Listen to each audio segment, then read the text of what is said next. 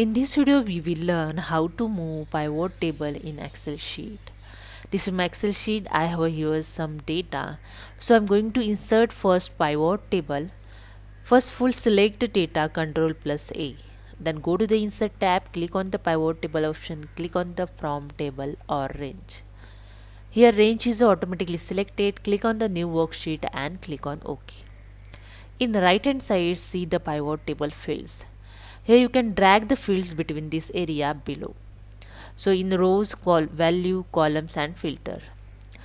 I drag the product ID in the rows, value in profit in values, and order date in columns, and ship date in filters. Okay. Here you see the my pivot table is ready.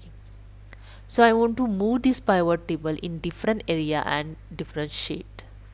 So here just click anywhere in pivot table and go to the pivot table analysis, and here you see the in action group have option move pivot table. Just click on it. Here you see the move pivot table dialog box is open.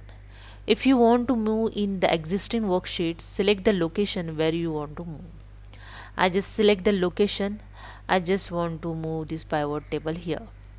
Okay, then click on OK.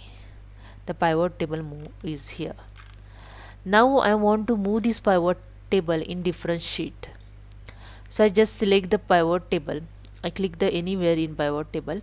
Here you see the pivot table analysis. Again go to the move pivot table option.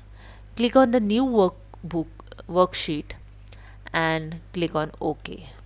That's it. Here you see the 8 worksheet is automatically created, added, and pivot table is moved here. Here I see the in sheet number 7 is pivot table not here. Okay, it's moved in sheet number 8.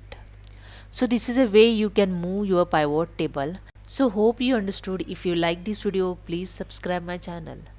Thank you so much.